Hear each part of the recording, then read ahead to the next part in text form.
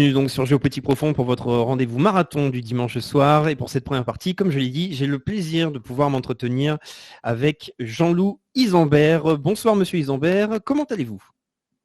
Bonsoir Raphaël, ça va? Je vous remercie. Toujours vivant. Je vous remercie de votre invitation.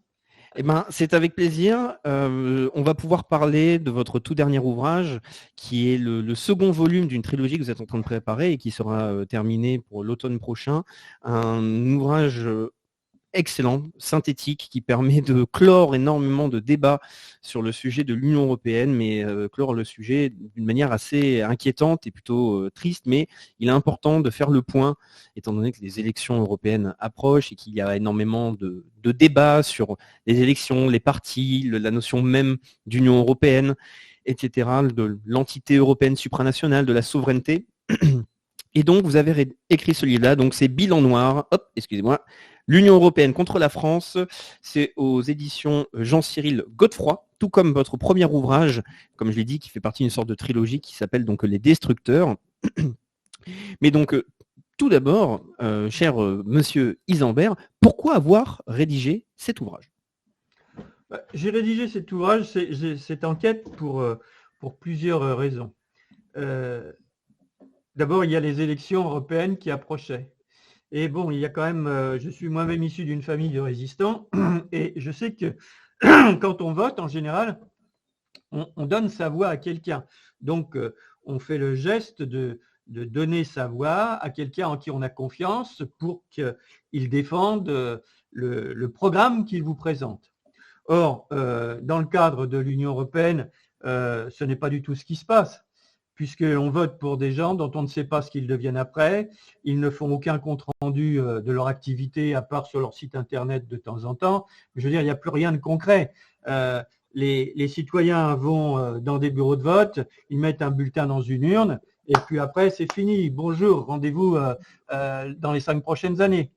Donc, c'est quelque chose déjà qui est antidémocratique, parce que normalement, un élu est là pour vous représenter, pour défendre des idées qu'il partage avec vous, et pour faire le point aussi régulièrement avec vous, puisque vous lui avez donné votre voix, de son travail, des avancées, de ses interventions à l'Assemblée, de ce qui va, de ce qui ne va pas. Là, ce n'est pas du tout ça. Là, on vote pour des gens qui disparaissent après dans une assemblée et dont on n'entend plus parler.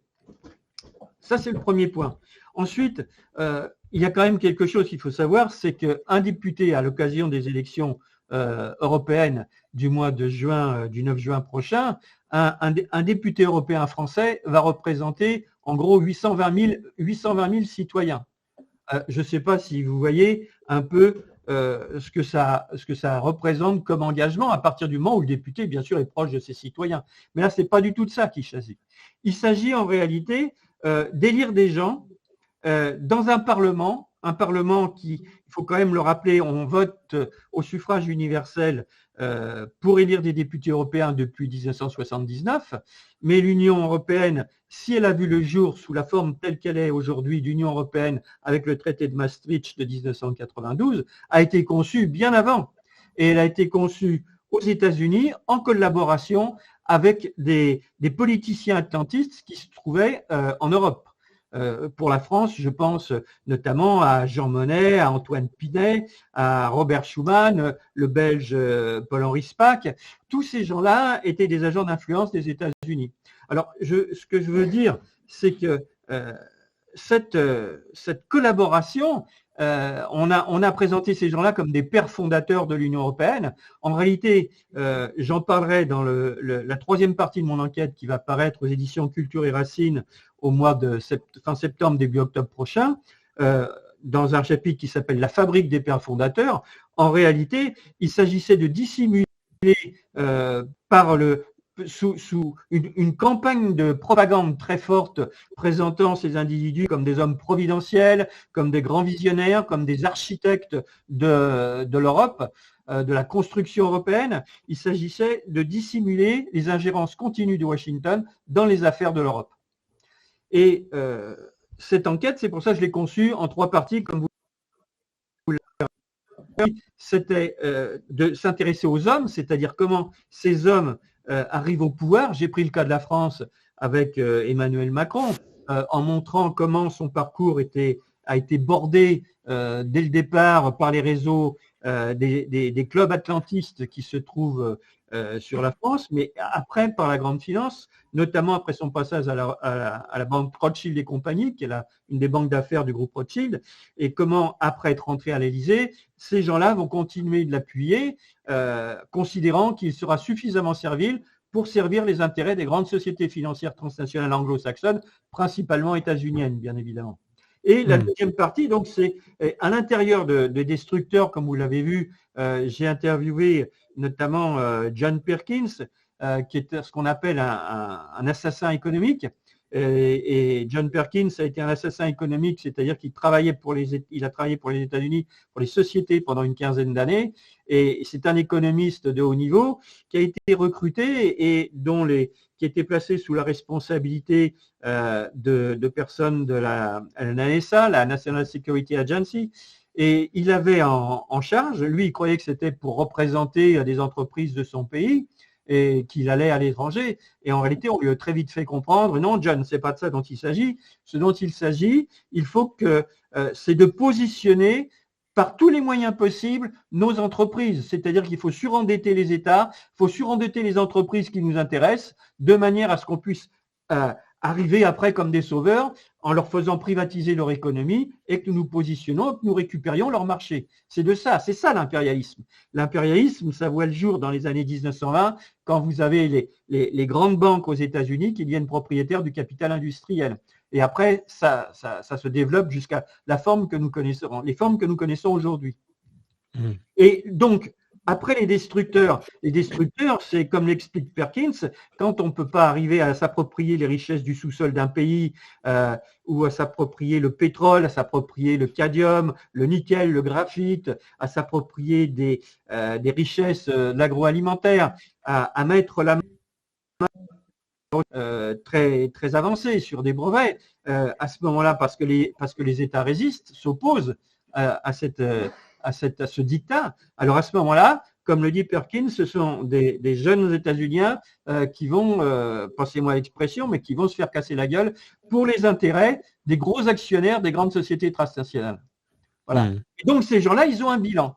Et quand approche, je vois quand on regarde le calendrier et qu'approchent les élections européennes, c'est évidemment le moment idéal pour dire mais quel est le bilan de cette Union européenne? Parce que l'Union européenne, quand même depuis 1950, ça fait 74 ans de supranationalité, même si l'Union européenne ne trouve, comme je l'ai dit, sa forme actuelle qu'à partir du traité de Maastricht de 1992-1993. Elle a continué de se développer et on a 32 ans d'Union européenne. Alors, quel est le bilan de ces 32 années? Et vous avez vu que j'ai fait exprès, je me suis appuyé dans la plupart des chapitres, parce que je passe en revue le bilan de l'Union européenne, chapitre par chapitre, santé, emploi, industrie, agriculture, pêche, qualité de vie, etc. Et je pars à chaque fois du discours de l'Union européenne, qui dit bah voilà, l'Union européenne, le programme 2020-2027 va permettre plus un citoyen sans logement, etc., etc. Donc, quand on suit le discours des services communication de l'Union européenne, tout va en s'améliorant. Par contre, quand vous allez dans les provinces et que vous plongez dans les archives des organismes professionnels, des organismes spécialisés et même des sociétés transnationales, qu'est-ce que vous voyez? Vous vous apercevez que c'est tout le contraire du discours qui est tenu. Vous voyez que la crise s'aggrave et que la guerre n'a jamais été aussi présente en Europe. Et pourquoi cette situation? J'y réponds tout de suite. Il y a une raison principale. C'est que les dirigeants impérialistes de Washington veulent empêcher, par-dessus toute autre considération, que les Européens puissent se parler entre eux et former entre eux, coopérer entre eux. Je veux dire, quand je parle de l'Europe, je ne parle pas de la petite Union européenne. La petite Union européenne de Maastricht, qui représente 447 millions d'habitants sur les près de 840 000 que compte le continent européen, 27 pays sur 57 pays du continent européen, et qui s'étend sur un peu plus de 4,20 millions de kilomètres carrés. Sur les 32 millions de kilomètres carrés, que contre l'Europe entière. Là, je parle de l'Europe entière qui va de la mer d'Irlande jusqu'au détroit de Bering, en passant par Berlin à Moscou. Donc, on a là vraiment cette petite Europe de Maastricht, il faut l'appeler comme ça, elle a un bilan. Et ce bilan, vous avez pu constater qu'aucun des candidats n'en parle. Quand je dis qu'aucun des candidats n'en parle, je ne parle pas, bien sûr, des candidats souverainistes, je ne parle pas des candidats du pôle de Renaissance communiste en France qui, eux, ont fait le choix d'appeler à une abstention massive, de l'UPR ou des Patriotes. Je parle des partis qui, depuis 1979, depuis que les députés européens sont élus au suffrage universel, fréquentent les travées du Parlement européen, ce que j'appelle, c'est les partis de la Plaine et du Marais, du Parti communiste au Rassemblement national, en passant par les partis Bleu Layette et Rose Bonbon de la Plaine et du Marais. Ils sont tous d'accord pour rester dans l'Europe, ils sont tous d'accord pour rester dans l'OTAN. Alors, ils font de temps en temps un petit discours. Quand vous voyez le dirigeant du Rassemblement national venir à la rencontre quand les agriculteurs sont en colère pour leur dire « Ah, mais votre situation est injuste, votre situation n'est pas normale », mais qu'est-ce qu'il fait, M. Bardella, quand il est au Parlement européen ? Et M. Bardella, qui tient des grands discours sur la paix, qu'est-ce qu'il fait qu'est-ce que fait le groupe du Rassemblement national à l'Assemblée nationale quand vous avez le gouvernement qui a présenté aux députés une proposition pour que le président de la République puisse signer l'élargissement de l'OTAN à la Finlande et à la Suède. Et vous avez eu un vote à l'Assemblée nationale. Et lors de ce vote, donc, où il s'agissait de dire oui à l'élargissement de l'OTAN ou non à l'élargissement de l'OTAN, une majorité de députés de droite socialistes ont voté pour l'élargissement de l'OTAN à la Suède et à la Finlande. Et alors, le Rassemblement national, qu'est-ce qu'il a fait ? Le Rassemblement national, il s'est abstenu. C'est-à-dire qu'au moment où il faut dire non à l'organisation qui développe la guerre sur le continent européen, le Rassemblement national est absent. Il déserte, il s'abstient, il n'a pas d'idée, il n'a plus d'idée. Et il faut même, je me permets de vous couper, il y a à mon avis quelque chose d'important à ajouter, c'est très bien que vous citiez Jordan Bardella, c'est qu'il représente toute une nouvelle génération, une génération de communicants, et qui représente en fait un grand changement politique qui est en train d'avoir lieu à l'échelle européenne et qui attire de nombreux jeunes, c'est-à-dire des personnes qui se considèrent comme, on va dire, nationalistes ou patriotes qui veulent le bien de la France, décident de suivre le discours de Bardella, et on a pu l'observer lors des différents débats pour les européennes. On a eu la grande confrontation, etc., où on voyait les différentes têtes de liste pouvoir échanger. C'est qu'à la fin, on voit que le Rassemblement national, même s'il propose, et on pourra justement, il faudra rentrer dans les détails sur l'impossibilité, le mensonge donc de ces discours-là sur la souveraineté française, il parle quand même en fait d'un projet européen. Et on voit qu'il y a tout un narratif qui est en train de se créer, c'est-à-dire de la même manière qu'il y a le narratif macronien, macroniste, c'est le même narratif, c'est-à-dire il faut défendre notre Europe contre les menaces extérieures, mais il va citer notre Europe. Mais il veut intégrer une souveraineté de la France qui est absolument impossible à cause des traités en eux-mêmes, sans même, et on va prendre quand même le temps de rentrer dans les détails encore plus importants, c'est parler même des ingérences directement des États-Unis, des grands groupes privés, de la corruption au sein même de cette grande administration. Mais c'est un très bon exemple, à mon avis, Bardella, sur le fait de dénoncer déjà un bilan de l'Union européenne qui est extrêmement négatif sur tous les plans, et aussi sur une impossibilité, en fait, donc, vu qu'on voit les objectifs initiaux déclarés par l'Union européenne, c'est-à-dire de pouvoir protéger les nations qui la composent. Oui. Du reste, sur cette question de la démocratie au sein de l'Union européenne, je vais prendre un exemple qui concerne tous les groupes politiques du Parlement européen, concernant, dans le cadre, par exemple, des vaccins ARN messagers. Vous avez eu au mois de vous savez, suite au message qu'a échangé la présidente de la Commission européenne, Madame von der Leyen, avec le PDG de la société Pfizer, des tractations. Bon, il y a toutes ces affaires sont en cours et ça va continuer, je pense.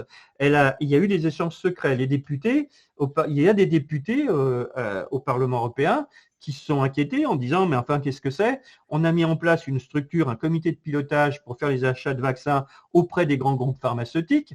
Et on a une présidente de la Commission européenne qui, alors qu'on est en pleine négociation, passe par-dessus ce comité et fait des échanges secrets avec le PDG de la plus grosse société qui fournit des vaccins. Qu'est-ce que c'est que ces échanges? Pourquoi est-ce que la présidente de la Commission européenne ne respecte pas ce que nous avons mis en place? Alors, il y a eu des députés qui s'en sont inquiétés, qui ont demandé que la présidente de la Commission européenne s'explique. Elles disent de quoi s'agit-il? Et ils s'inquiétaient avec leur inquiétude était légitime quand on sait, mais vous avez remarqué que les médias subventionnés sont pas très prolixes sur la question, que le partenaire de référence de l'Union européenne, le groupe Pfizer, depuis entre 2000 et 2023, en moins de 20 ans, une vingtaine d'années, disons, il a eu à payer, alors pour des délits divers, près de 11 milliards de dollars de pénalités. Comme partenaire de confiance, je pense qu'on peut faire mieux. Donc, les députés sont en enquête et au mois de janvier 2023, les eurodéputés donc demandent à la présidente de la Commission européenne de s'expliquer. Donc là, vous pensez qu'elle va venir et puis qu'elle va dire non, voilà, j'ai fait ci, voilà de quoi il s'agit, voilà quels ont été mes échanges. Je veux dire, comme le dit l'ami André Berkoff, pourquoi cacher si on n'a rien à cacher?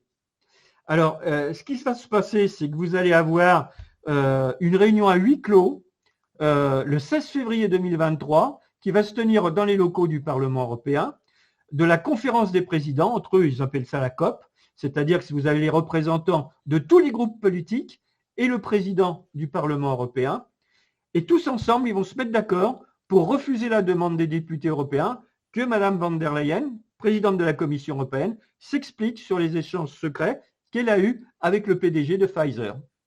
Alors, avez-vous vu un député qui a protesté ou dans les médias qui a dit mais qu'est-ce que c'est? Nous sommes en dictature, nous sommes élus sur une liste, nous sommes élus au Parlement européen pour soi-disant, enfin on va dire pour représenter les citoyens français par exemple, mais c'est les chefs de groupes politiques qui décident entre eux que bah non, il y a rien, tout est normal. On sait pas ce que c'est, des milliards de fonds publics quand même qui sont engagés dans cette affaire. Oui, et donc là vous venez de parler donc de milliards sur un sujet précis, un sujet donc pas de santé, mais en l'occurrence la fameuse crise sanitaire, avec toutes les affaires qui ont pu être faites avec des entités privées, des groupes privés et des grandes entreprises, comme justement, comme vous l'avez dit, Pfizer ou même d'autres, qui après d'ailleurs se sont retirés tranquillement du marché après avoir quand même été financés massivement finalement par les contribuables de l'Union européenne. On citera AstraZeneca, Moderna, etc. Mais là, j'aimerais que l'on puisse, vu qu'il y a des messages là que je peux voir déjà en commentaire qui posent des questions sur le pourquoi en fait de cette corruption, j'aimerais que l'on puisse en revenir un petit peu aux fondamentaux de l'Union européenne en elle-même, parce que c'est d'ailleurs comme ça que commence votre ouvrage. Donc le bilan noir, c'est que vous parlez directement du système de l'Union européenne, comment il fonctionne dans les détails, et d'ailleurs sur, on va dire, à quoi sert un eurodéputé? Quelle est véritablement sa fonction? Vous citez aussi sa rémunération, les avantages qu'il peut y avoir, mais je pense que c'est bien de faire ce genre de rappel, c'est-à-dire comment fonctionne ce système-là, étant donné qu'il va y avoir des élections qui vont nous permettre de choisir des fameux eurodéputés. Oui, c'est un système très fermé. C'est un système où les décisions, en réalité, le Parlement européen, il y a une note de la CIA là-dessus, j'en parlerai dans le livre qui va paraître au mois de fin septembre, début octobre, qui explique justement aux atlantistes qui sont en France, Monet, Pinet, tous ces gens-là, qu'il faut donner un vernis démocratique à la construction européenne, à ce qu'ils appellent, eux, les États-Unis d'Europe, déjà à l'époque. États-Unis d'Europe qui vont devenir, au lendemain du 9 juin, un État fédéral, un État européen, supranational. On en reparlera, je pense, tout à l'heure. Et l'idée aux États-Unis, des dirigeants impérialistes, c'est de dire on ne peut pas imposer des choses comme ça au peuple. En gros, il faut lui faire croire qu'il est associé aux décisions. Mais en réalité, les décisions, elles sont prises entre le Conseil européen qui réunit les chefs d'État et les chefs de gouvernement et les hauts fonctionnaires de l'Union européenne qui sont nommés par les États, puisque vous avez dans la Commission européenne un représentant de chaque État membre. Et les décisions, elles sont surtout prises sous l'influence des lobbyistes. Vous avez au sein à Bruxelles une concentration de lobbyistes incroyable, avec des milliers de personnes qui travaillent au corps, si je puis dire, les députés, les députés européens et les fonctionnaires de la Commission européenne. J'en parlerai dans le prochain ouvrage, qui sera la dernière partie de mon enquête, où j'explique comment vous avez des réunions qui se tiennent à huis clos, parfois en dehors des locaux de l'Union européenne, et où vous avez des représentants du lobby patronal de Business Europe qui réunit les représentants de toutes les grandes organisations patronales de l'Union européenne, qui travaillent avec des hauts fonctionnaires, des représentants du Conseil européen, pour dire, ben voilà, nous, le texte que l'on aimerait faire passer parce qu'il y a telle situation, on aimerait que tel médicament ne soit plus remboursé, on va créer un générique, ça coûte moins cher, mais ça a le même effet pour la santé, ou le glyphosate, ça serait bien qu'on puisse continuer de le répandre. Vous voyez, bon, je prends des exemples dont on a un peu parlé dans l'opinion publique, mais ces gens-là écrivent pratiquement les textes avec les hauts fonctionnaires de la Commission européenne. Et tout ça après, alors ça va devant les hauts fonctionnaires rédigent leurs textes, les textes sont discutés avec le Conseil européen, le Conseil européen peut accepter ou refuser ou faire modifier le texte, ça revient devant la Commission européenne, le texte va après au Parlement européen, mais bien souvent, vous avez des textes qui sont complètement édulcorés. On l'a vu là récemment encore avec l'affaire du devoir de vigilance des entreprises, qui est un texte qui a été élaboré au départ par la Commission européenne. Je me demande du reste comment ce texte a pu exister, parce que c'est un texte qui était très intéressant sur le plan économique, sur les droits de l'environnement. Et c'est en réalité un texte qui imposait à l'origine aux entreprises un devoir de vigilance sur les droits de l'homme et les droits environnementaux. C'est-à-dire que les entreprises étaient responsables de l'application et du respect de ces droits. Et le Conseil européen s'y opposait en disant ah, non, ça, le Conseil européen, les dirigeants sont élus par qui par ceux qui financent leur campagne électorale. Bon, il y a les citoyens qui votent, mais je veux dire, l'exemple type en France, c'est Monsieur Macron. Je veux dire, il a été proposé au vote des Français, mais avant, il y a eu tout un travail de préparation. Même le parti politique LREM a été fabriqué pour qu'il puisse continuer d'exister. Je résume. Et ce qui se passe après, c'est que la Commission européenne a modifié le texte. Vous avez les directions générales au sein de la Commission européenne qui ont retravaillé le texte. Le texte est revenu devant le Conseil européen. C'est reparti, ça a été finalisé auprès de la Commission européenne, qui l'a après soumis au Parlement. Mais le texte qui a été soumis au Parlement, c'était un texte qui était complètement édulcoré, qui était complètement vidé des principales mesures qui permettaient justement que les principaux responsables de l'aggravation de la situation dans ces domaines, droits environnementaux et respect des droits de l'homme, soient respectés par les sociétés transnationales. Et tout ça, ça a disparu du texte. Alors, il y a des députés qui vous disent « Ah oui, mais vaut mieux de texte que pas de texte du tout ». Mais c'est pas gênant. Je veux dire, il n'y aurait pas de texte par rapport au texte qui existe, ça serait à peu près pareil. Et ce qu'il faut savoir, pour vous donner un exemple des complicités qui s'établissent au sein du Parlement européen, c'est que sur ce texte du devoir de vigilance des entreprises, qui était une initiative intéressante à mon avis, vous avez eu un lobbying très important, non seulement des grandes entreprises, mais des manœuvres communes entre la droite et l'extrême droite, pour empêcher que le texte qui était à l'origine, le texte original, soit voté. Et un lobbying très important de manière à ce que le texte soit bloqué. Le Conseil européen l'a bloqué et après il soit vidé de l'essentiel de son contenu. Voilà, c'est pour vous donner une idée de la façon dont ça fonctionne. Et évidemment, je veux dire que, et puis vous avez après, ce dont je parle, ces majorités que j'appelle des majorités de complaisance, où vous avez des députés de gauche et des députés de droite qui votent carrément ensemble. Je veux dire un exemple, mais moi ça ne me gênerait pas qu'ils votent ensemble pour développer la paix, pour dire stop à la guerre, pour faire que la grande finance et l'économie soient au service des citoyens. S'ils votaient ensemble sur de tels textes, ce serait positif, mais ce n'est pas du tout de ça qu'il s'agit. On le voit avec l'OTAN, on le voit avec l'aggravation de la crise. C'est pour ça que le titre Bilan noir, il résume bien, vous avez vu, chapitre par chapitre, santé, emploi, je prends tous les principaux secteurs d'activité, bien sûr, et je fais le bilan. Et là, vous voyez bien que si ces gens votaient ensemble des mesures positives, mais la crise n'irait pas en s'aggravant. La crise serait stoppée et on prendrait des mesures pour justement sortir l'Union européenne de la crise. Mais là, c'est pas du tout ça qu'il s'agit.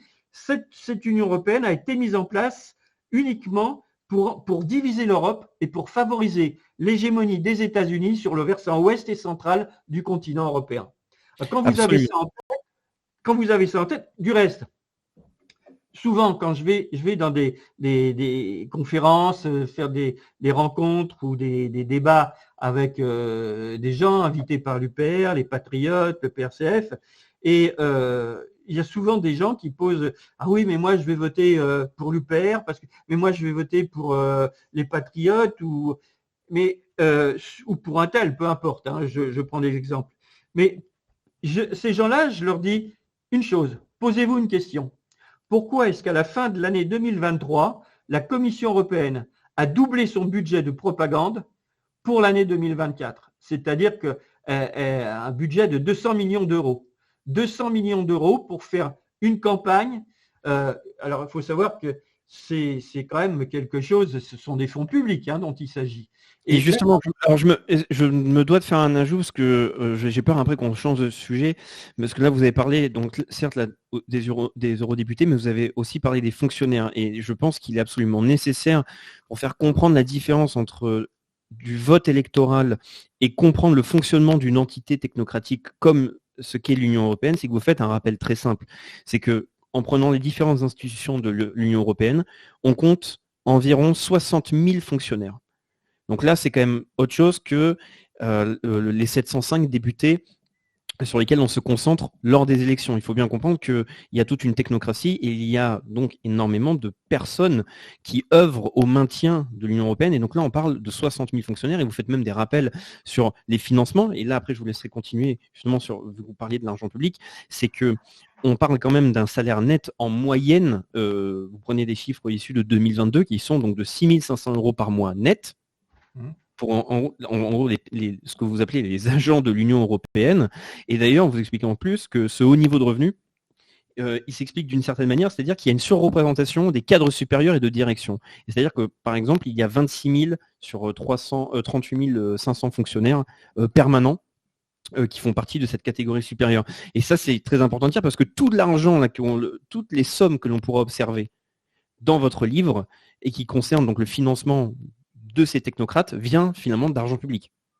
Enfin, très grande partie. Donc voilà, je vous laisse continuer. Mais pour moi, c'est un rappel important de parler des 60 000 fonctionnaires, c'est quand même pas rien. Oui, tout à fait. Puis quand vous avez vu, je l'explique bien, je pense que j'explique assez clairement dans le livre, parce que c'est tellement fou ce que l'on découvre quand on pénètre dans ce système. Un fonctionnaire qui se trouve en bas de l'échelle ou au milieu d'échelle, on va dire, il gagne autant qu'un chirurgien. Absolument. Donc, alors vous avez quand même une différence, c'est qu'il y en a un qui fait tout ce qu'il faut pour que vous continuez de survivre. Lui, il est en mode, comme je dis dans le livre, il remplit, il fait des règlements, il fait ses trucs. Et puis il y en a un autre, le chirurgien, tous les jours, quand il opère, il prend des sacrés risques. Il y en a un qui est planqué dans son bureau qui fait des règlements et l'autre qui prend chaque jour le risque et quand il opère quelqu'un, ça marche tant mieux, ça marche pas, il a une lourde responsabilité, le chirurgien, dans la vie sociale. Le fonctionnaire européen, on peut s'en passer. Absolument. Alors oui, ce que je voulais vous dire tout à l'heure, c'est par rapport au fonds public, c'est sur cette campagne de 200 millions d'euros de budget spécifique. Ça a été essentiellement pour la campagne des élections européennes du 9 juin, pour dire aux gens allez voter. Rappelez-vous, leur slogan allez voter. Et je vais vous donner un exemple. La campagne qu'ils ont faite, You are Union européenne. Alors d'abord, ils l'ont fait en anglais, puis après, ils se sont dit ça serait quand même pas mal qu'on décline dans d'autres langues. Vous êtes l'Europe. Donc, sous-entendu, c'est l'Europe, le Parlement, c'est vous, allez voter. Mais pourquoi est-ce qu'ils font cette campagne? Parce que il y a une chose essentielle. À l'heure actuelle, au moment où nous parlons, et déjà jusqu'au 9 juin, ils sont déjà en train de mettre en place l'État européen supranational. On en reparlera tout à l'heure. Absolument. Et de quoi ils ont besoin pour aller plus vite dans la crise et dans la guerre, en étant plus forts. Ils ont besoin d'un vote massif pour un député, quel qu'il soit. Peu importe. Pourquoi? Parce que ça va leur permettre de dire, vous voyez, ce sont des élections démocratiques, il y a beaucoup de citoyens qui ont voté, et puis avec un peu de chance, il y aura même des élus partisans du Frexit qui seront dans l'Assemblée. Alors s'ils sont élus, tant mieux pour eux. C'est deux choix, hein. Comme j'expliquais tout à l'heure, il y a deux stratégies. Il y a celle des communistes du PRCF, qui est d'appeler à l'abstention massive en disant c'est bouclé. L'essentiel aujourd'hui, c'est de réunir tous les mouvements qui veulent agir pour le Frexit sur une plateforme commune pour aller de l'avant. Et il y a ceux qui disent allons aux élections parce que ça nous permettra d'avoir une tribune. Donc tout ça, ça se discute. Ça leur permettra effectivement d'avoir une tribune. Je veux dire, M. Philippot n'est pas naïf. Il a été député européen de 2014 à 2019. Il sait pertinemment que le système est bouclé et qu'il ne pourra pas changer les choses. Mais je pense qu'il compte sur le fait que s'il est élu, il pourra s'exprimer au sein de l'ensemble du Parlement européen pour donner des positions en faveur du Frexit. Alors après, est-ce que ça va changer quelque chose pour les Français? Non. Est-ce que ça va permettre aux gens de prendre connaissance plus largement de ces propositions? Je dirais peut-être, parce que regardez les difficultés qu'ont les partisans du Frexit à être présents dans les médias subventionnés. C'est ça, c'est-à-dire dans cette guerre de l'information et surtout de la propagande. Moi, par exemple, je suis plus sur la dimension, on va dire, pragmatique. Je pense qu'il faut investir tous les terrains et nous laisser gratuitement, aucun terrain gratuitement. Mais par contre, il ne faut pas placer trop d'espoir sur une seule et même action, surtout dans un jeu où on ne fait pas les règles, et les règles sont faites d'ailleurs pour nous faire perdre d'avance. Et je pense que d'ailleurs le sujet de l'Union européenne est le parfait exemple quand on voit son fonctionnement en interne. C'est ce que vous expliquez dans le livre d'ailleurs sur on va dire l'efficacité, enfin plutôt le pouvoir véritable qu'ont les eurodéputés, c'est-à-dire qui est pratiquement nul en fait, qui ne sert en fait vraiment absolument à rien. Ça change pas qu'il y a en fait à mon avis un combat d'information et même d'idéologie à maintenir, parce que comme on le sait, il y a de l'ingénierie sociale qui est extrêmement présente. Vous venez tout juste de parler justement d'une campagne de propagande. Eh bien, il faut investir ce terrain pour aussi faire de l'information, pour essayer de contrer un maximum cette propagande, parce que cette propagande marche. Et d'ailleurs, je pense qu'on peut l'observer aujourd'hui. On a parlé de Bardella un petit peu plus tôt. Il faut bien se dire qu'il y a toute une nouvelle génération qui est en train de suivre ce narratif européen, qui est convaincu avec de différents arguments qui peuvent même des fois être, on pourrait croire au contraire. C'est-à-dire les personnes qui vont être pro-ukrainiennes, ils vont se dire qu'il y a une menace russe qui pourrait donc amener énormément de troubles et forcer en fait une guerre entre l'Occident et la Russie, mais qui en fait est amenée justement par les Américains. C'est de plus en plus montré, surtout sur la révolution qu'il y a eu en 2014 en Ukraine et toutes les évolutions des actions de l'OTAN. Et il y a aussi d'autres discours comme le fameux grand remplacement, etc. Et donc, il y a vraiment une propagande européiste qui est mise en place. Et on voit d'ailleurs les scores de Bardella qui sont supérieurs à ceux de Renaissance et qui, quand on regarde la sociologie, représentent véritablement toute une nouvelle génération de jeunes. Donc je pense qu'il est important d'investir ces milieux, en tout cas de ne pas les laisser. Par rapport au sujet de l'abstention, moi je vous dirais que ce serait plus mon avis. Pourquoi le laisser alors qu'on pourrait l'investir et continuer à diffuser un message de résistance? Oui, mais ça, moi, c'est ce que je vous donne, moi, c'est un constat que je fais comme journaliste. Je ne suis membre d'aucun parti. Hein. J'ai vu quelqu'un tout à l'heure dans les commentaires qui intervenait en disant Isambert, membre du PRCF. Je suis désolé de le décevoir, mais Isambert n'est pas membre du PRCF. Isambert, il est sur le terrain et il constate qu'il y a des partis qui veulent tous agir pour le Frexit. Je parle principalement du PRCF, de l'UPR, des Patriotes, du mouvement aussi qui a été créé par Pierre-Henri Gallois, qui était avant un ancien, qui a quitté l'UPR, qui était un membre du bureau national de l'UPR, et qui a fait un travail très important pour expliquer les GOPÉ, le fonctionnement des GOPÉ, comment ça. Je rapporterai du reste dans le prochain ouvrage, la dernière partie de mon enquête, une partie du travail qu'il a fait, parce que c'est un travail très important. Les GOPÉ sont les grandes orientations des politiques économiques qui sont déterminées, qui sont élaborées par la Commission européenne, et c'est ce qui fixe la politique de chaque État membre. C'est-à-dire qu'elle fixe le cadre des budgets nationaux. Voilà ce que vous pouvez faire, voilà ce que vous ne pouvez pas faire. Déjà, vous voyez, ça limite la démocratie représentative, comme on dit. Absolument. Et donc, je fais ce constat, et ils ont des propositions, même quand vous lisez les programmes politiques des partis, de ces partis, vous vous apercevez qu'il y a des propositions qui sont similaires, voire même parfois communes. J'ai rencontré des militants de l'UPR, j'ai rencontré des militants communistes du PRCF, à ne pas confondre avec le PCF.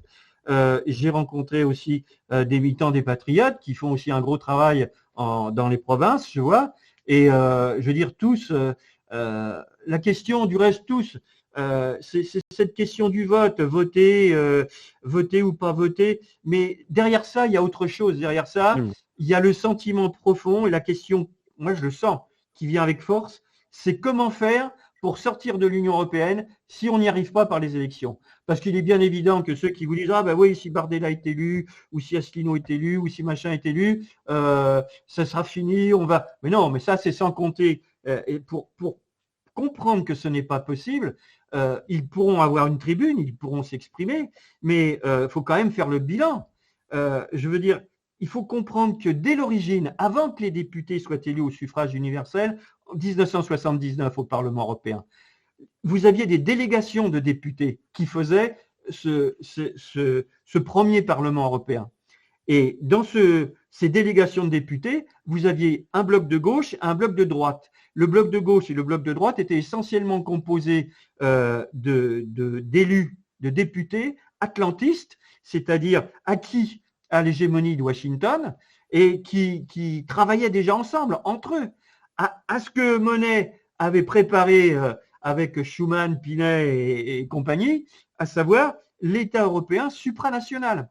Et cet État européen supranational, c'est ça qu'ils sont en train aujourd'hui, ils veulent aller plus loin parce qu'ils savent, ils sont dans une crise catastrophique. Les États-Unis, je veux dire, les discussions, à chaque fois, c'est de savoir comment on va rehausser le plafond de la dette pour pouvoir continuer de payer les fonctionnaires. Et l'économie, elle est en offshore. Absolument. C'est un pays qui s'écroule. Et vous avez… alors, il faut savoir quand même, il faudrait que les gens réfléchissent un peu, c'est qu'à chaque fois que le capitalisme a connu une crise profonde, les peuples l'ont payé dans une guerre. Il y a eu les années 20, avec l'agression à partir de mars 18, le corps expéditionnaire contre la Russie, la jeune Russie soviétique de l'époque. Après, il y a eu les milieux financiers qui, dès 1930-1933, ont porté Hitler au pouvoir, toujours avec le même objectif. Il y avait eu la crise économique de 1929. Donc, il fallait essayer, toujours, on retrouve les mêmes. Et vous avez eu après cette volonté, voyant, parce que tout a été conçu quand même à Washington et mis en forme, si je puis dire, par les atlantistes qui se trouvaient en Europe. L'organisation du Parlement européen, c'est une note de la CIA de 1950 qui dit qu'il faut donner un Parlement qui donne une vitrine démocratique à l'ensemble. La monnaie unique, ils ont essayé d'imposer, avec le débarquement en juin 1944, ils ont débarqué une monnaie unique qu'ils pensaient pouvoir imposer à la France, qui avait été imprimée aux États-Unis.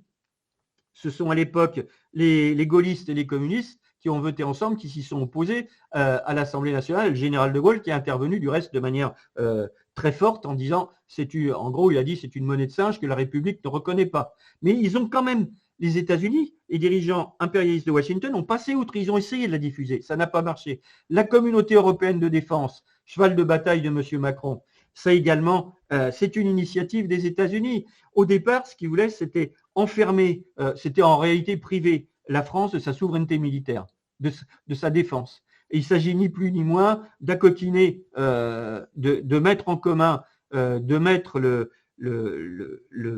potentiel militaire français à disposition des États-Unis au travers de l'OTAN. Voilà. Mais toutes ces trois étapes importantes, vous voyez, c'était avec l'objectif de préparer ce qu'ils appelaient du reste, et je trouve qu'à l'époque c'était leur thème de propagande, les États-Unis d'Europe.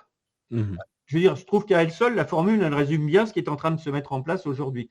Vous l'avez vu dans le document que je vous ai transmis, qui vient du Parlement européen du reste. Absolument, et on pourra en parler tout à l'heure. J'aimerais que l'on puisse commenter encore un petit peu plus le bilan noir et parler un petit peu plus donc de l'Union européenne, il y a aussi donc quelque chose de très intéressant, plutôt révoltant on va dire, mais qui en tout cas, comme je l'ai dit dans votre ouvrage, parfaitement synthétisé sur les différents sujets que vous avez exposés. Encore une fois, je le rappelle, hein, vous parlez à la fois donc, des eurodéputés, du fonctionnement de l'Union européenne, vous faites un bilan sur l'économie de manière globale, vous parlez donc du logement, de l'emploi, etc. Alors vous citez, là vous en avez parlé tout à l'heure, peut-être qu'on peut en parler un petit peu pour parler des velléités imposées par l'Union européenne sur les nations, c'est-à-dire les GOPÉ. Est-ce que vous pouvez en parler un petit peu? Je pense que c'est quand même important, ça aussi, parce que souvent on va se poser la question, je pense même les jeunes générations peuvent avoir du mal à comprendre le fonctionnement général du système juridique, politique, que ce soit à une échelle nationale ou européenne, et souvent on se pose la question, mais qui décide en premier? Qui a véritablement le pouvoir de décision? C'est-à-dire, est-ce qu'on peut vraiment parler de souveraineté ou non? Est-ce que qui donne le premier ordre en fait? Et par exemple sur les politiques économiques, là on trouve les fameuses GOPÉ. Est-ce que vous pouvez en parler un peu? Oui, alors c'est plus complexe que ça parce que vous avez alors les GOPÉ, c'est l'acronyme de Grandes Orientations des Politiques Économiques. Elles sont mises au point et réajustées chaque année et envoyées sous la forme d'une feuille de route aux dirigeants des États membres de l'Union européenne.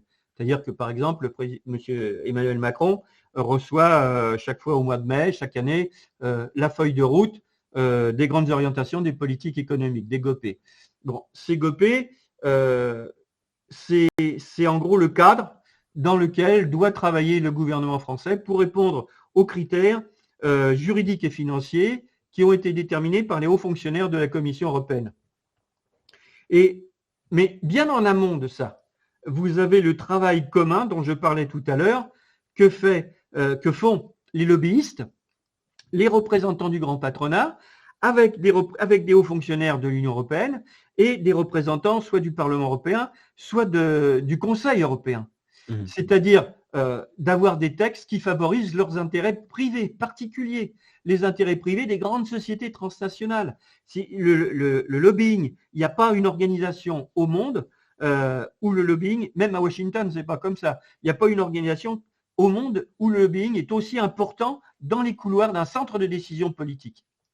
Et ces grandes orientations, elles vont fixer un cadre juridique, par exemple pour la santé, réduire les dépenses de santé publique, supprimer le remboursement de tel type de médicaments, partiellement ou totalement. Il faut savoir qu'au bout de ces décisions qui sont prises et de ce budget et du budget de santé qui est voté par l'Assemblée nationale, je prends le budget de la santé parce que c'est quand même quelque chose qui touche les Français au cœur, vous avez quand même aujourd'hui 4000 médicaments qui sont en rupture, qui ne sont pas réapprovisionnés. Je veux dire, c'est quelque chose de catastrophique. Quand vous allez dans des pharmacies, vous voyez une personne qui est soignée avec une maladie lourde, pour une pathologie lourde, elle demande son médicament, le pharmacien lui dit oh non, je suis désolé, j'en ai plus. La personne demande mais quand est-ce que je pourrais l'avoir? Attendez, je vais regarder. Ah ben non, on n'a pas de date pour le réapprovisionnement, on n'a aucune information. Mais où je peux le trouver? Le pharmacien regarde pour une pharmacie d'alentour. Non, on n'en a plus, on ne peut pas. Vous vous rendez compte? La personne qui est gravement malade ne trouve plus son médicament. Et c'est un des constats. L'Union européenne qui prétendait soigner les gens, enfin mettre que tout allait mieux, etc. En réalité, ce qu'on s'aperçoit, c'est un sondage qui a été fait par l'Institut BVA pour la Fondation April sur la question de la santé en 2018. Depuis, ça s'est encore aggravé, mais déjà à l'époque, 7 Français sur 10 renonçaient à se soigner. 7 Français sur 10 renonçaient à se soigner parce qu'ils n'avaient pas de médecin de proximité, parce qu'il n'y avait pas de structure de soins, parce que les délais d'attente étaient trop longs ou parce que c'était trop cher. Alors ça, quand je dis que 7 Français sur 10 renoncent à se soigner, c'est une conséquence de ces grandes orientations, de ces GOPÉ dans le domaine de la santé. Quand vous voyez que le revenu des agriculteurs, par exemple, ou que les entreprises agricoles disparaissent les unes derrière les autres, c'est une conséquence des politiques qui sont décidées à Bruxelles dans le domaine de l'agriculture. C'est pareil dans le domaine de la pêche. Mais pour vous dire, ces GOPÉ donc sont décidés entre hauts fonctionnaires et représentants des États et des députés représentants du Parlement européen.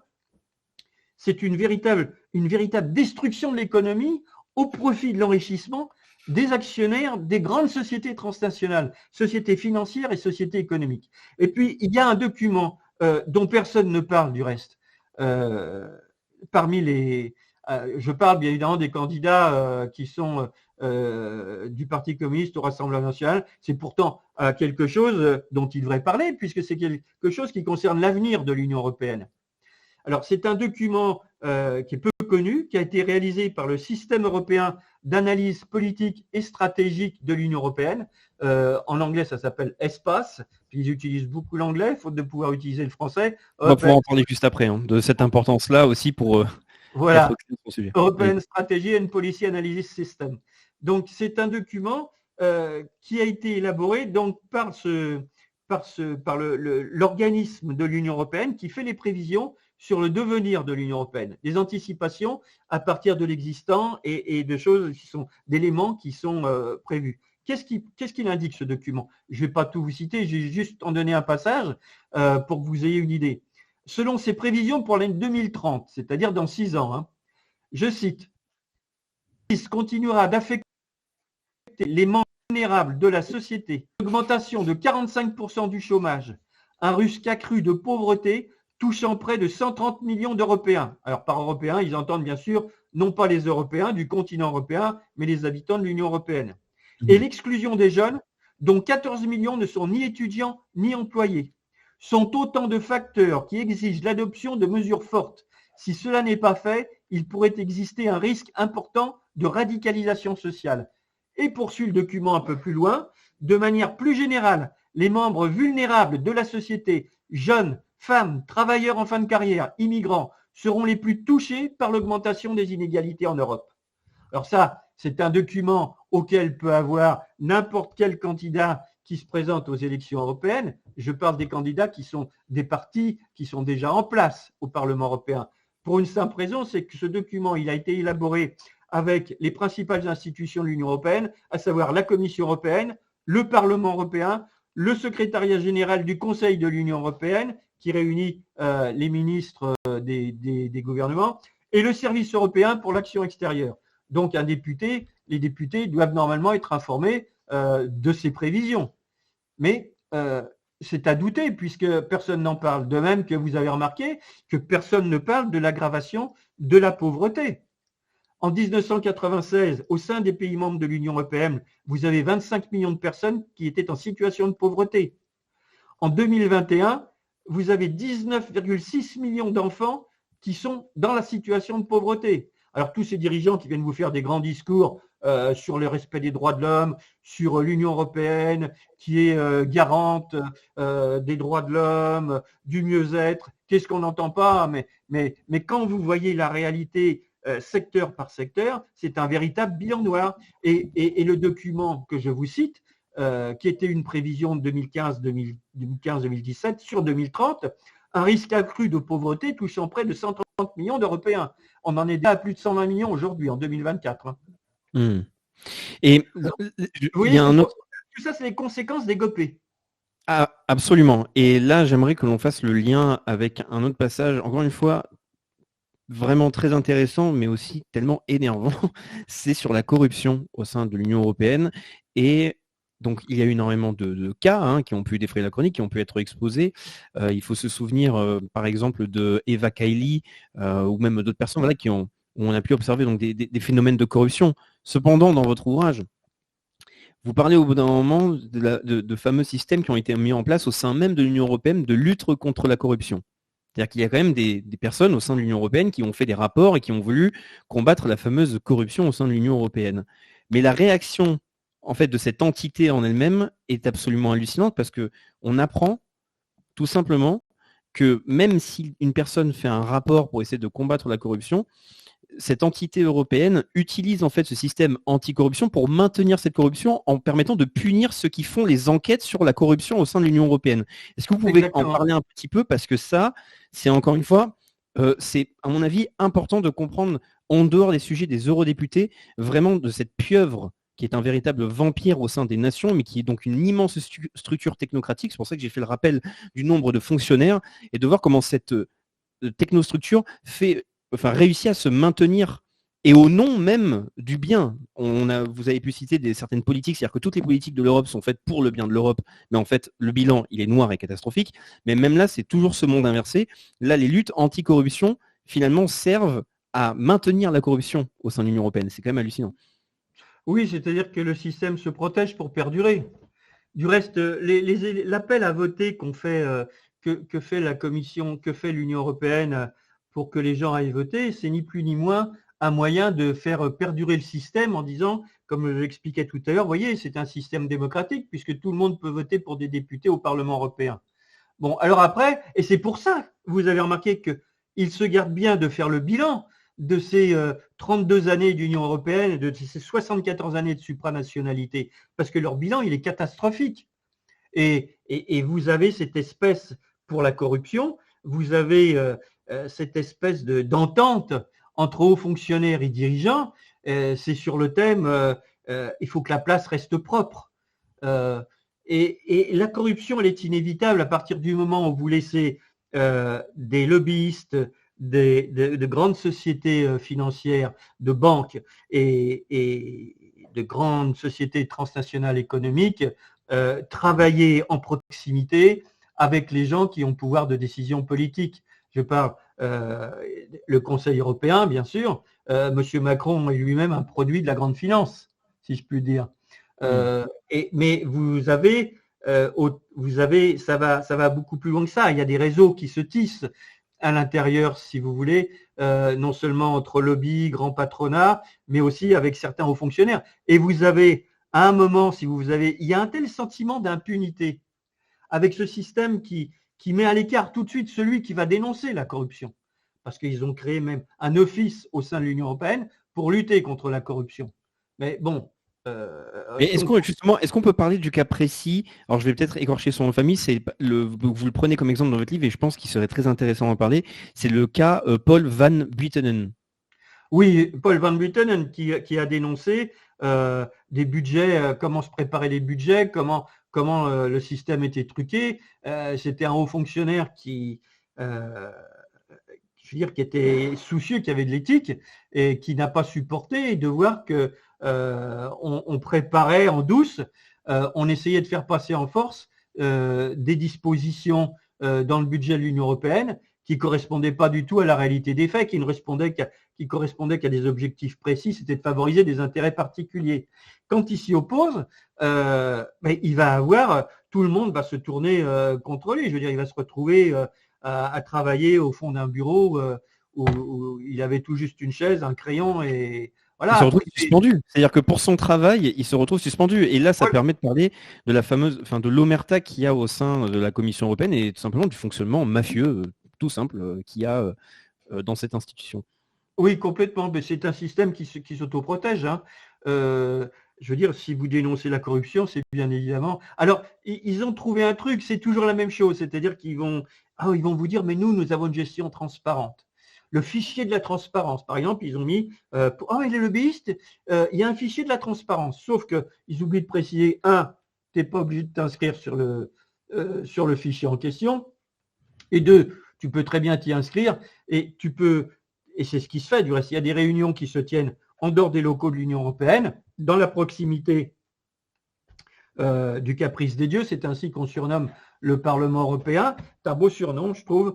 Et ces réunions, c'est là que se rencontrent dans des réunions secrètes à huis clos, que se mettent au point les textes que vont peaufiner après les hauts fonctionnaires de la Commission européenne, mais où se rencontrent des représentants des lobbyistes, des hauts fonctionnaires, des représentants de députés européens. Vous avez des députés européens qui ont essayé d'intervenir et de faire des travaux. Vous avez Virginie Joiron, vous avez aussi, qui est décédée malheureusement, qui avait fait un travail important sur tout ce qui était environnement. C'était une élue qui attachait beaucoup d'importance, qui s'était battue, je ne retrouve plus son nom. Qui est morte l'année dernière, je crois, non? Oui, c'est ça, qui est décédée l'année dernière brutalement. Et qui avait fait aussi un travail important. Il y en a qui essaient de faire des choses, mais très vite, ils se heurtent, un peu comme les fonctionnaires de la Commission européenne qui veulent dénoncer la corruption. En gros, on leur dit on va quand même passer la branche sur laquelle on est assis. Nous sommes là pour mettre au point des textes, pour favoriser des intérêts particuliers. C'est la libre circulation des capitaux. C'est la déréglementation de l'économie, c'est-à-dire la privatisation d'un maximum de secteurs économiques. Par contre, il faut bien réglementer les citoyens, ces règlements sur règlements dans leur vie de tous les jours, de manière à ce qu'ils appliquent bien les décisions que nous prenons. Alors, Michel Rivasi, c'est ça? Pardon? Michel Rivasi? Michel Rivasi, voilà, c'est ça, merci. Exactement. Et qui avait fait aussi un travail important. Mais vous voyez comment ils ont réglé. Je prenais tout à l'heure le cas des vaccins, mais c'est valable pour d'autres. Je veux dire, ils ont réglé ça entre eux, entre chefs de groupe, entre les dirigeants des groupes politiques du Parlement européen ont réglé avec le président du Parlement européen la question de savoir si la présidente de la Commission européenne, qui a eu une attitude pour le moins malveillante, a à s'expliquer ou pas. Ben non. Ils ont décidé entre eux qu'elle n'avait pas à s'expliquer. Point. Ça s'arrête là. J'aurais une question, étant donné que là on parle, vous avez parlé plusieurs fois des fameux lobbies de groupes financiers, de groupes privés. Quels sont ces groupes privés, justement? Est-ce qu'on peut citer des noms, par exemple des plus influents? Parce que ça aussi c'est toujours le grand sujet. On parle un peu d'une entité souvent un peu abstraite, ou sinon on va désigner l'Ouest, on peut même parler des États-Unis, de groupes privés. C'est vrai que lorsqu'on creuse certains dossiers, on se souviendra par exemple, et d'ailleurs je conseille tous nos spectateurs de suivre par exemple le Fait et Document, qui avait fait un énorme travail sur l'affaire Alstom avec le fameux pacte de corruption, où là on a plein d'informations très intéressantes qui sortent sur les noms directement des groupes qui ont pu démanteler encore une fois une bonne partie de notre industrie. Ouais. Mais pour le sujet de l'Union européenne, est-ce qu'on peut citer des grands groupes financiers qui sont omniprésents et qui ont une influence vraiment très importante? Ah oui, vous avez la Chambre de commerce des États-Unis et Business Europe. Ce sont les deux principaux acteurs. Business Europe, c'est une organisation qui réunit les représentants de toutes les organisations patronales, du grand patronat, des États membres de l'Union européenne. Et vous avez la Chambre de commerce des États-Unis qui, elle, alors, c'est une succession de lobbies dans le domaine de l'agriculture, le domaine de l'armement, le domaine de l'automobile, de l'électronique. Je veux dire, ils sont omniprésents, quoi. Hein. Ils sont évidemment les plus importants et les plus actifs. Mais je montrerai dans la troisième partie de l'enquête, là, qui va paraître chez Culture et Racines au mois d'octobre, comment justement ces gens agissent entre eux. Comment ils se réunissent et comment sont prises les décisions. C'est ce qu'on expliquait tout à l'heure en gros. Hein. Vous avez des représentants des grandes sociétés financières et des grandes sociétés économiques qui travaillent avec les fonctionnaires de l'Union européenne. Bon, ils donnent leur avis, mais des fois, ils vont presque jusqu'à écrire les textes. Textes qui vont être repris par les hauts fonctionnaires de la Commission européenne, qui vont les mettre en forme et puis qui vont après les soumettre, en discuter avec le Conseil européen, les représentants du Conseil européen. Et quand le texte sera plus ou moins finalisé, ça viendra devant le Parlement européen. Mais comme je le dis, le député européen, à la limite, il a le droit de déplacer les virgules, de voter pour ou de voter contre. Ça n'a pas d'importance puisqu'il y a ces majorités de députés gauche-droite qui souvent votent ensemble les mêmes textes. Et mais je pense que ça peut être le bon moment, étant donné qu'on parle de texte et de virgule, de parler d'un texte très important qui a été adopté au sein de l'Union européenne en 2013, en décembre 2023, excusez-moi, pardon, le 13 décembre 2023, que oui. Vous m'avez envoyé, qui va être d'ailleurs un texte que vous allez travailler normalement, je crois, pour votre dernier ouvrage, mais qui, à mon avis, est très important à citer. Si vous voulez, je peux même l'afficher, si vous le souhaitez, en il n'y a pas de problème. Voilà, on peut l'afficher parce que c'est bien sûr. Et je vous laisse présenter le texte que là je m'apprête à afficher parce qu'il est hallucinant. Donc c'est le texte adopté le 13 décembre 2023. Comme ça annonce l'avenir. C'est déjà signé. Voilà. Voilà. Alors c'est important parce que ce texte, en réalité, c'est un peu la feuille de route de l'État européen supranational qui est en train de se préparer déjà depuis un bout de temps et qui là se précise. C'est-à-dire que dès le 9 juin, quel que soit le résultat des élections dans les pays d'Europe, de l'Union européenne, il va s'agir pour les dirigeants de l'Union européenne d'accélérer le mouvement, c'est-à-dire de prendre un tas de dispositions pour aggraver encore, parce que ça va se traduire comme ça, pour aggraver la situation de crise et de guerre que nous connaissons.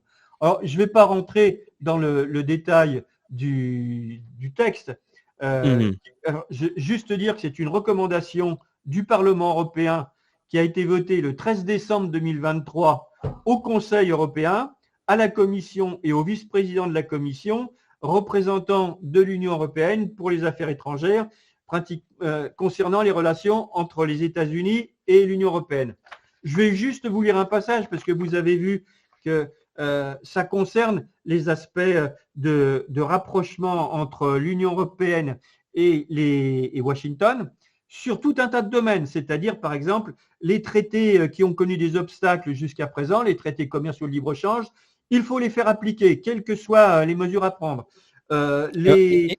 Et je me permets aussi d'ajouter, avant que vous vous mettiez à lire un des passages de ce texte, c'est que là on peut le voir directement dans la première ligne, et je vais lire moi aussi un autre extrait, mais qui permet en fait d'introduire, vu que le rapport commence de telle manière, c'est donc le Parlement européen, donc vu la communication conjointe de la Commission du représentant de l'Union pour les affaires étrangères et la politique de sécurité du 2 décembre 2020, intitulé Un nouveau programme UE États-Unis pour un changement planétaire. Donc là ils font la liste des différentes déclarations, recommandations et observations qui permettent de faire la proposition de texte qui ensuite a donc été adoptée. C'est-à-dire, le A commence tout simplement considérant que les États-Unis sont le principal allié de l'Union européenne, que le partenariat transatlantique repose sur des liens politiques, culturels et économiques et historiques forts et des valeurs partagées telles que la liberté, la démocratie, la promotion de la paix et de la stabilité, les droits de l'homme et l'état de droit, ainsi que sur des buts communs comme la prospérité, des économies ouvertes et intégrées, le progrès social. Et ça continue sur tous les passages. Je vous invite tous, chers spectateurs, à le lire et je vais vous laisser continuer votre commentaire, Monsieur Isambert. C'est que donc là, dans le monde orwellien des valeurs inversées, c'est de la propagande absolument magnifique. Et je vous laisse faire le commentaire que vous vouliez faire. Oui, tout à fait. J'ai juste vous citer 2 lignes parce qu'elles sont révélatrices quand même de ce qui se prépare. Je cite, « De poursuivre la coopération essentielle entre l'Union européenne et les États-Unis, quels que soient les résultats électoraux de part et d'autre de l'Atlantique. » Bon, bah ça, je pense que ça donne, alors ça concerne l'Ukraine, mais c'est valable aussi pour toutes les dispositions dans le secteur financier, économique. C'est une véritable feuille de route qui est une déclaration de guerre à la Fédération de Russie, à la Chine et à tous les États qui ne suivent pas les décisions de Washington. C'est exprimé, on ne peut pas l'exprimer plus clairement. Quand même, vous vous rappelez les propos de l'ancien président de la Commission européenne, Juncker, sur le fait que les traités n'avaient pas à être discutés et remis en cause. Eh bien là, ça va encore plus loin parce que quels que soient les résultats électoraux de part et d'autre de l'Atlantique. Donc ça dit bien ce que ça veut dire. Ça veut dire que les dirigeants de l'Union européenne qui sont au pouvoir actuellement, quels que soient les résultats des élections du 9 juin, ils ont l'intention donc d'intensifier la guerre et d'intensifier la crise économique. Parce que bien évidemment, tous ces accords de libre-échange, tout ce que vous voyez au travers de ce texte qui fait une dizaine de pages, ça va continuer d'aggraver la situation. C'est quand même, je vais vous le dire, c'est un texte qui a été voté là, en ce moment, nous avons encore 705 députés. Il y a 485 députés qui ont voté pour ce texte, 77 qui ont voté contre et 70 qui se sont abstenus. Bon, ça vous donne une idée de l'ambiance au Parlement européen. Absolument. 485 députés qui ont voté un texte où il est écrit noir sur blanc, poursuivre la coopération essentielle entre l'Union européenne et les États-Unis, quels que soient les résultats électoraux de part et d'autre de l'Atlantique. Vous voyez le mépris, mais le mépris pour les peuples européens. Et je pense malheureusement en plus que l'actualité du moment de ces derniers jours et dernières semaines semble montrer le monde qui va nous être imposé. J'avais pu parler du fameux narratif, même d'un nouvel espoir pour la jeunesse, qui représente une forme de renouveau qui va être, selon ces jeunes-là, qui va être donc le personnage de Jordan Bardella. mais qui reste quand même sur les notions d'Europe et qui définit clairement le fameux ennemi russe, la protection absolument nécessaire et obligatoire de l'Ukraine. On voit qu'il y a tout ce système qui se met en place en fait d'une confrontation de plus en plus directe. Et d'ailleurs, je le rappelle, il y a 3 jours, vous avez quand même le secrétaire général de l'OTAN, donc Jens Stoltenberg, qui a fait donc différentes déclarations, et parmi celles-ci, c'est en fait de lever les restrictions sur la fourniture d'armes en Ukraine. C'est-à-dire qu'il y a un engagement de plus en plus direct de l'OTAN face à la Russie pour soutenir l'Ukraine, et c'est qu'il y a aussi donc une volonté des Américains et de l'OTAN d'engager absolument l'Europe, enfin l'Union européenne et l'Europe dans un conflit direct avec la Russie, parce que s'il commence à y avoir donc des engagements et aussi des morts qui peuvent apparaître sur un terrain, un conflit comme sur le front ukrainien, eh bien la guerre sera après obligatoire, il n'y aura pas de négociation possible, au-delà même de tout ce qu'on a présenté, c'est-à-dire du fait que le bilan soit catastrophique, qu'il y ait des traités qui soient signés, des origines même de cette entité qui est l'Union européenne, qui donc est créée par directement les Américains et par l'État profond américain et le pouvoir américain. Là, on a vraiment tout qui est en train de se dessiner et en train de s'afficher devant nous sur l'avenir qui nous attend à l'horizon 2030. Donc on s'attendait à un grand reset, certaines personnes s'attendaient à ça. Dans tous les cas, il va y avoir un grand changement, je pense, mais particulièrement inquiétant. Voilà. Je ne sais pas si vous voulez rebondir sur ça. Oui, mais vous savez, parce qu'il y a quand même une question, je ne sais pas si qui va dans la suite de ce que vous dites, c'est que moi j'ai rencontré beaucoup de gens qui disent, mais alors si on ne peut pas y arriver par les élections, comment faire? Alors c'est vrai qu'il y a des différences entre les partis, les mouvements dont je parlais, qu'il s'agisse des Patriotes, de l'UPR, du PRCF, de Reprenons le contrôle et d'autres, mais même y compris au sein de ce que j'appelle les partis traditionnels, vous avez des gens qui sont qui ne veulent plus de l'Union européenne et qui ne veulent plus des guerres de l'OTAN, qui ont bien conscience que cette situation ne peut pas durer. Et je pense, moi personnellement, que vu les déclarations et vu les documents comme celui dont vous avez donné connaissance, c'est une situation très grave et je pense que la question qui revient avec force dans mes rencontres, c'est comment faire. Comment faire quel que soit le résultat des élections? Parce que si les dirigeants de l'Union européenne ont l'intention de passer outre les résultats des élections des deux côtés de l'Atlantique, peut-être que le peuple français peut en décider autrement. Et là-dessus, il y a une question qui est fondamentale, il ne s'agit pas seulement de faire le Frexit, il faut aussi protéger le Frexit. C'est-à-dire, quand j'en ai discuté avec le secrétaire national du PRCF, Fadi Kassem, et des militants de l'UPR, la question vient, si vous voulez, avec force, parce qu'il ne s'agit pas par un référendum de la sortie de l'Union européenne et de la zone euro et de l'OTAN, mais il faut aussi protéger le Frexit. Alors, comment le protéger? La proposition. Alors, les propositions sont différentes selon les partis politiques, mais on sent qu'il y a le souci de dire cet outil financier qui ne profite plus à l'économie, il faut le maîtriser.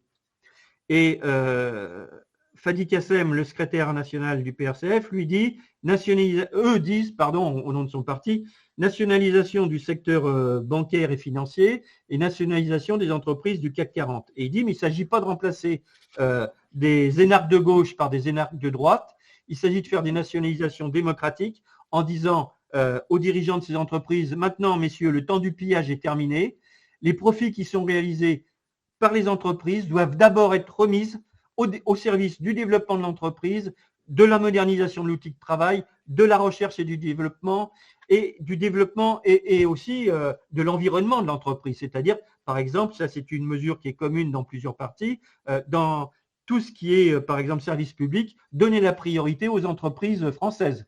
Bon, ça peut paraître dérisoire, mais en réalité, ça représente beaucoup de choses. Ça fait travailler des PME et des grands groupes même. Mais vous avez ça, et quand je discute les patriotes, ils me disent non, on peut nationaliser une banque ou deux. Mais je vais vous dire pourquoi je ne peux pas être d'accord avec ça. Moi, ça fait quand même depuis les années 90 que je travaille sur les milieux de la finance, de la banque et de l'économique en France et à l'étranger où j'ai fait plusieurs reportages. Je vais vous donner un exemple. Quand vous faites un clignement d'œil comme ça, un clignement d'œil, ça dure environ 350 millisecondes. Pendant ce temps, pendant ces 350 millisecondes, vous avez des traders de la haute fréquence, c'est-à-dire la grande finance, qui travaillent pour BlackRock, Vanguard ou autres, qui travaillent avec des algorithmes, des logiciels informatiques qui sont bourrés d'intelligence artificielle, qui vont réaliser 7000 transactions sur les marchés financiers. Vous vous rendez compte? C'est-à-dire que sur les marchés, le temps d'un clin d'œil, ils vont réaliser 7000 transactions. Alors comment ils font? C'est-à-dire que vous avez ces algorithmes ont pour mission de détecter les ordres de vente ou d'achat des autres opérateurs du marché et de les détecter juste avant leur exécution.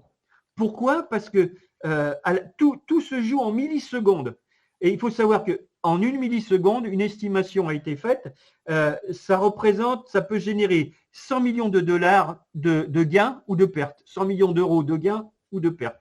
Alors ça, c'est qu'explique Jean-François Guéraud, qui est un haut fonctionnaire de la police nationale, dans un travail de recherche très important, un livre qui est vraiment fabuleux, qui est vraiment très intéressant, parce que ce livre met à la portée de tout le monde des phénomènes très complexes qui se passent dans les milieux de la finance. Et il donne cet exemple dans son ouvrage qui s'appelle « Le nouveau capitalisme criminel », qui a été publié aux éditions Odile Jacob. Et ça parle parce que vous vous doutez bien que si la France, demain, choisit le Frexit, les milieux financiers, à commencer par Washington, ne vont pas manquer d'attaquer la France. Dire, vous voyez, c'est le désordre. La France, ça peut pas marcher avec le Frexit. Regardez, les entreprises, les capitaux s'en vont, etc.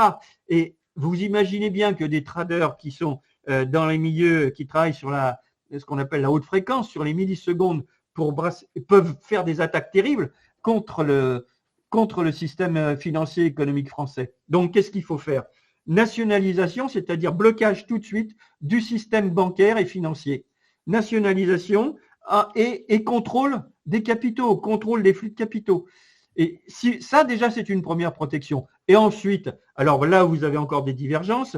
Vous en avez qui disent, comme l'UPR, le président de l'UPR, mais il faut avec l'article 50, moi, personnellement, écoutez, il faut tenir compte de l'expérience de l'Angleterre. Ils ont décidé de se retirer de l'Union européenne en 2016. Ça a duré 4 ans, l'histoire. Et pendant ces 4 ans, qu'est-ce qu'ils ont fait? Ils ont fait, comme ils ont procédé, à chaque fois qu'il y a eu un référendum dont les résultats ne convenaient pas aux dirigeants de l'Union européenne, c'est-à-dire aux représentants des grandes sociétés transnationales financières et économiques, ils ont balancé des millions de dollars pour faire des campagnes de propagande, de communication, appelez ça comme vous voudrez, et faire revoter les gens après. En France, Nicolas Sarkozy, en 2005, alors qu'il y avait, et là le PRCF à l'époque avait joué un rôle important, le non contre le traité pour une constitution européenne, établissant une constitution européenne, le TECE, qu'on appelait aussi le traité de Rome 2004, qu'est-ce qu'il a fait? Il a fait allégeance aux dirigeants de l'Union européenne, il les a rassurés sur le fait que non, rassurez-vous, il n'y aura pas de deuxième référendum, on va régler, je vais réunir le Parlement en congrès, et il a réuni le Parlement en congrès à Versailles, c'est-à-dire Assemblée nationale plus Sénat, et il a fait passer le traité de Lisbonne, qui était, comme l'a dit Giscard d'Estaing, c'était pratiquement le même traité que celui du TECE, et comme il l'a expliqué Giscard d'Estaing, il a dit en gros les outils sont les mêmes, on les a juste disposés autrement. Bon, il aurait pu dire on vous a bien eu. Bon, ça, il l'a dit plus finement. Et vous avez donc là cette volonté on le voit partout. On l'a vu en Irlande, on l'a vu aux Pays-Bas, on l'a vu au Danemark. À chaque fois que les peuples se sont opposés à des décisions de l'Union européenne par des référendats, ils ont remis en cause systématiquement les volontés populaires. Donc, il s'agit de protéger, il faut la souveraineté française intégrale. Et moi, je dis, quand on quitte l'Union européenne, on ne va pas demander à l'Union européenne la permission de sortir de l'Union européenne quand on voit son bilan et quand on sait comment travaillent ces gens-là, avec les résultats les conséquences qui en résultent pour les Français dans la vie de tous les jours. Le peuple souverain dit non à l'Union européenne, non à l'OTAN, on quitte l'Union européenne, on quitte l'OTAN. Est-ce que ça veut dire pour autant qu'on s'isole? Bien évidemment non, au contraire, on se libère. Et la France va pouvoir coopérer avec tous les États dont elle décidera, et non pas ceux que Washington lui dicte. C'est-à-dire que si la France a envie de travailler avec l'Iran, elle travaillera avec l'Iran. Si les entreprises françaises veulent travailler avec la Fédération de Russie, ils travaillent avec la Fédération de Russie. S'ils veulent travailler avec le Japon ou avec d'autres pays d'Amérique latine, comme le Venezuela ou Cuba, ils pourront travailler sans tomber sous les fourches codines et sous les décisions qui sont prises à Washington. Voilà. Ben, ça me semble être une très bonne analyse et des propositions qui semblent en fait de toute façon nécessaires, encore une fois, lorsqu'on observe votre livre. Je le répète, on peut le voir derrière vous, mais je vais le remontrer ici. Bon, sur ma liseuse, ce ne sera pas en couleur, mais c'est le bilan noir à l'Union européenne contre la France aux éditions Jean-Cyril Godefroy, le premier ouvrage aussi de cette série qui s'appelle donc Les Destructeurs. Vous pouvez les trouver donc sur cette maison d'édition. On voit vraiment en fait au-delà des problématiques de corruption, d'administration organisée pour se maintenir, on voit surtout la grande problématique des grands groupes financiers d'une fameuse oligarchie bancaire et qui en fait est absolument la priorité à combattre. Donc je suis tout à fait d'accord avec ce que vous venez de dire. Est-ce qu'on arrivera à l'appliquer à une échelle nationale lorsqu'on voit, parce qu'il y a évidemment d'autres sujets, là on parlait de corruption européenne, mais on voit aussi une corruption au sein même de l'État français, avec une élite qui se renouvelle entre elles et qui ne vise pas forcément les intérêts français, mais ça n'empêche pas que ça reste le discours à avoir, le discours à maintenir, parce que c'est la seule solution finalement qui se présente à nous. Il va nous rester une dizaine de minutes, cher monsieur Isambert. On a pu aborder, à mon avis, beaucoup de points de votre ouvrage. Encore une fois, je le répète, je vous conseille à tous de le lire. Et surtout, avec cette période-là d'élection européenne et l'évolution du projet européen supranational qui va arriver de force, il est nécessaire de montrer ce genre de données, ce genre de synthèse. C'est un livre qui est très bien écrit, qui se lit très rapidement, qui aborde tous les sujets de manière synthétique. C'est un excellent travail qui est réalisé. Donc vraiment, n'hésitez pas à aller consulter directement les éditions Jean-Cyril Godefroy. J'aimerais terminer, avant d'arriver à la conclusion, aborder un point qui peut paraître peut-être un peu anecdotique. Je voulais l'aborder pendant l'entretien, mais on s'est laissé porter par les différents sujets. C'est l'importance de l'anglais. C'est tout un chapitre dans votre livre, mais que je trouve très important, très intéressant, et encore une fois, qui montre un déclin de la grandeur française en tant que culture, mais aussi même de langue diplomatique. Et il y a tout un chapitre où vous parlez de l'anglais qui est encore utilisé aujourd'hui, ce qui semble plutôt ridicule étant donné qu'il y a eu le phénomène du Brexit, mais aussi donc de ce qu'on appelle le globish. Est-ce que vous pouvez en parler un petit peu? Parce que je pense que voilà, ça peut paraître comme anecdotique, mais c'est très représentatif du changement qu'il y a eu au sein de l'Occident et de la culture qui domine aujourd'hui en fait. Oui, tout à fait. Pour amener un peuple à suivre les directives politiques que l'on veut lui faire appliquer, il faut commencer par lui enlever son identité, sa culture, surtout quand celle-ci est forte. Bon, c'est notamment le cas des pays du continent européen qui ont tous des cultures très fortes, qu'il s'agisse de Russie, qu'il s'agisse des pays latins, des pays germaniques, je veux dire, ce sont d'Irlande, ce sont des cultures qui sont tous très fortes. Hein. Regardez, rien que la France, entre la Bretagne, la Corse, l'Occitanie, la Savoie, l'Alsace, vous avez Pays Basque, donc on est vraiment avec des cultures très fortes. Et l'important, c'est que ces cultures disparaissent et que la langue nationale qui fait l'unité de la nation soit remplacée par une langue qui est proche ou qui ressemble à l'anglais, le globish, l'anglo-états-unien, appelez ça comme vous voulez, mais une langue qui permette de faire que les gens, dans la vie de tous les jours, s'adaptent aux normes qui viennent des États-Unis. C'est-à-dire, vous voulez réserver un train à la SNCF, vous allez vous retrouver avec un tas de mots en anglais, vocabulaire, Ouigo, etc. Mais c'est des petites choses qui apparaissent, mais il faut les mettre bout à bout. Et du reste, je suis en train de travailler avec l'écrivain-chercheur Claude Janvier sur un livre que nous allons publier au début de l'année 2025, qui concerne justement comment, qui va expliquer comment, dans la vie de tous les jours, petit à petit, la France disparaît. C'est-à-dire qu'au travers de la langue, qui est justement effacée dans le quotidien, par un tas d'outils informatiques, mode d'emploi, nourriture, etc., on habitue les gens à des normes qui sont celles des États-Unis, celles de la société états-unienne. Alors, c'est pas seulement la manière de communiquer, la manière de parler, c'est important, parce que c'est ça qui fait nos comportements. Et c'est très grave quand vous voyez qu'il y a des ministres de l'éducation dite nationale qui se sont permis déjà d'avancer l'idée que dès les premières classes, il faudrait apprendre aux enfants à faire leurs cours en anglais.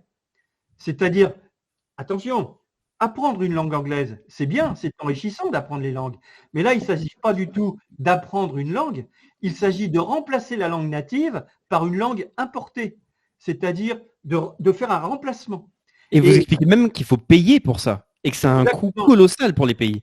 Et vous avez vu que je donne dans le livre la parole à deux acteurs de la défense de la langue française, l'un qui est Georges Gastaud, qui est le fondateur de l'association Courriel, et l'autre qui est Alain Vello, qui est le directeur de la revue Défis souverainistes. Et tous deux, venant d'horizons politiques qui sont opposés, différents, se retrouvent dans le constat et même dans les solutions.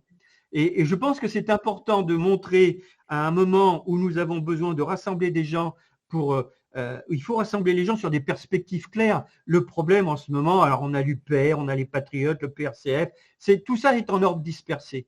Imaginons, parce qu'il faut rêver quand même pour essayer de faire des choses, imaginons que ces gens-là s'assoient à une table, se mettent à se parler et, tout en gardant leur identité, définissent des perspectives claires pour sortir de l'Union européenne, sortir de la zone euro, sortir de l'OTAN et protéger le Frexit. C'est-à-dire protéger le Frexit. Rien que ça. C'est-à-dire, qu'est-ce que nous faisons, comment nous le faisons pour nous libérer de ce glacis dans lequel la France est enfermée et pour briser les chaînes avec cette nomenclatura qui dirige nos pays, les pays de l'Union européenne. Imaginez, mais vous vous rendez compte ce que ça provoquerait à l'intérieur du peuple que les gens arrivent à se parler et à soumettre au peuple un projet qui soit commun. Alors il ne s'agit pas sur les grandes lignes directrices, dire voilà comment ce qu'il faut faire et comment on le fait et voilà pourquoi. Vous voyez ? Alors pour le français, et ça on peut le faire en langue française, et on n'aura pas besoin de globish, on n'aura pas besoin de l'anglais pour dire aux gens comment il faut sortir du Frexit. Eh bien, absolument. On va arriver à la fin de cet entretien, Monsieur Lisambert. Merci beaucoup pour cette présentation et ce sujet et surtout votre travail. Merci pour votre travail. Vous avez réalisé encore une fois un travail absolument excellent que je peux que recommander à tous de découvrir, de lire et même de partager. C'est donc encore une fois un travail qui n'est pas fait, mais qui a été fait cette fois-ci, c'est-à-dire simplement le bilan noir, l'Union européenne contre la France. Une synthèse qui parle d'elle-même, qui permet de clore plein de débats, de savoir quels sont les ennemis principaux à combattre, là où en fait il y a des impasses, des voies de garage, et de comprendre certaines échelles de corruption. À mon avis, c'est nécessaire pour améliorer la qualité du débat général et ne pas perdre trop d'énergie, surtout quand nous sommes de simples citoyens et que nous subissons ce système-là. Il faut éviter de se perdre dans trop de spectacles ou de longs échanges qui peuvent être stériles. Il n'y a que des combats utiles à mener, mais il faut savoir lesquels. Donc voilà, et ça c'est... Vous participez énormément à ce combat-là, je dirais, avec cet ouvrage. Donc, est-ce que vous avez une dernière chose à dire en conclusion ? Est-ce que vous avez une certaine aussi peut-être promotion ? Est-ce que vous avez, je ne sais pas, soit des conférences ou des dédicaces, etc. C'est votre moment, n'hésitez pas. Alors, écoutez, je vous remercie beaucoup déjà de m'avoir donné la parole parce que comme vous avez pu le constater, évidemment, une nouvelle fois, les médias subventionnés de l'Élysée-Matignon font la mise à l'écart systématique de ces ouvrages, qu'il s'agisse Les Destructeurs ou de Bilan Noir, et je ne vous le parle pas des deux prochains à paraître, celui à la rentrée sur justement comment les États-Unis veulent empêcher l'Europe, parce que c'est de ça dont il s'agit avec cet État européen supranational, et de celui que je vais publier avec Claude Janvier, qui va traiter un peu de la manière de cette pensée unique qui s'installe dans la vie de tous les jours pour amener les Français. Mais vous savez, tout ça, ça se tient parce qu'il s'agit d'amener les Français à appliquer les normes qui viennent des États-Unis et ça correspond parfaitement à l'accélération du mouvement qui se met en place actuellement sous la poussée des dirigeants impérialistes de Washington au niveau de l'Union européenne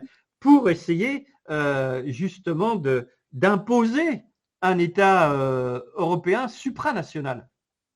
Donc, si j'ai pu contribuer d'une manière ou d'une autre à essayer de faire face, à donner des éléments à ceux qui nous écoutent et qui nous regardent pour faire face, parce que c'est de ça dont il s'agit de faire face et de redonner à la France ses couleurs.